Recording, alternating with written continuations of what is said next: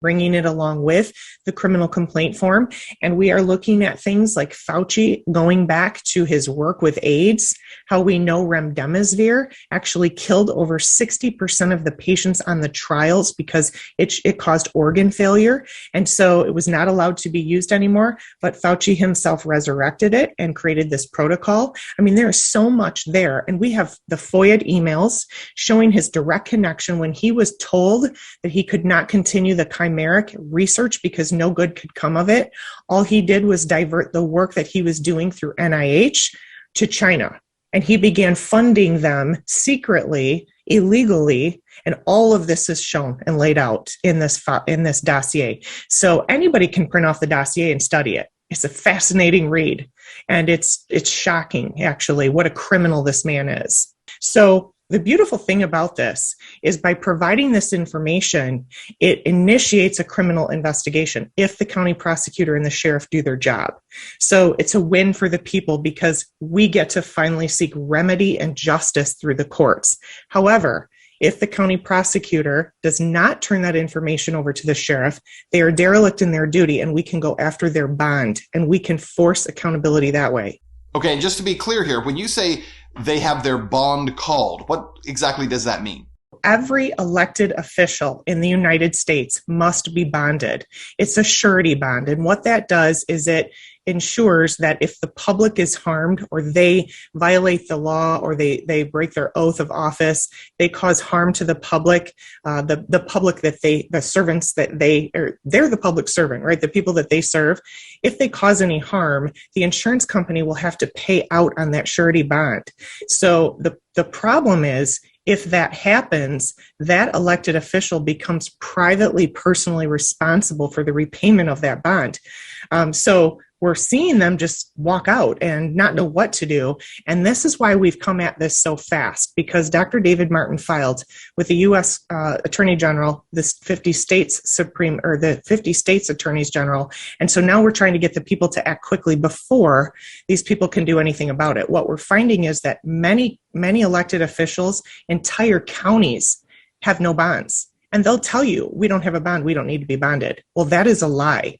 They actually do have to have a bond. And if they are operating in their oath of office, in their capabilities as an elected official without a bond, they actually can be immediately dismissed and removed from office. And then we can go put conservative, freedom-loving people in office who will protect those citizens. So it's kind of crazy, but we've been looking into this and researching this, as you know, you have too, for quite a while. And it's really coming together quickly because we want it to be driven down into the county level. At the same time, the U.S. Attorney General and the 50 state attorneys generals are investigating as well. Now, you said this has happened with school board members. Where has this happened? This is happening. This has happened in several counties across the country. I just got a report yesterday of this happening where an entire school board, I don't know if you're familiar with Bonds for the Win. I'm sure you are. Scott McKay has had the Bonds for the Win team on and several different groups. In fact, I'm going to be talking to them again. We've kind of been partnering with them on this, and they have started seeing this pop up in all different states and counties where people are becoming very educated on this process and how to apply it. We also recently had a girl, I don't know if you remember the story of the girl who was arrested for praying on the beach in California.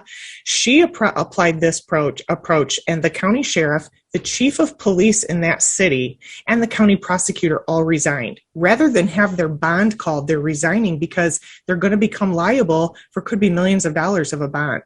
And Tammy, where can people go to get more information about this and be part of, well, first of all, a lawful, but also a peaceful way of going about bringing about justice and getting accountability here? Obviously, this goes on far beyond just Valentine's Day. Where can people go?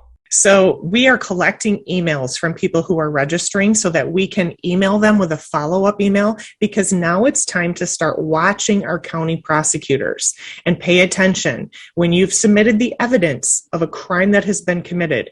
And we're not necessarily filing criminal charges, okay? That would have to go through the county clerk. You can do that if you want to and initiate an actual official criminal complaint, sure. But We don't have to do that. You don't have to file an official charge. We have so much evidence to provide the county prosecutor that the next step will be to watch what that county prosecutor does or does not do. If they turn it over to the sheriff, as they are supposed to do, because that evidence is enough to trigger a criminal investigation in the county, then the sheriff will begin his or her investigation. But they really don't need to investigate because we've done it. We've got all the information and all the evidence. So the next step is to watch and see what happens. And then we will be emailing everybody who has signed up or registered to let them know, okay, in your county, what's going on. We do have a point of contact person. You can sign up to be a point of contact for your county, and we are going to be directly communicating with the points of contact for each county, as they will be the ones helping us to watch the county prosecutors across the country. And then if the county prosecutor does their job, we're going to watch the sheriff. So this is a way of putting those elected officials on notice that we, the people, are watching. And you'd better do your job or you will be recalled through your bond. Tammy, thanks so much. And thank you guys for watching. Be sure to check out all of our videos. And if you're not getting them sent directly to your mobile device, that's the way to do it. Send me a text to the number on your screen. We'll send those reports as they come out to your mobile device. You can also find them at our social media platform, sovereign.media, SOVREN.media. All of these reports, you can find them there. Why? Because they will be censored pretty much every place else. Check it out, sovereign.media. See you next time.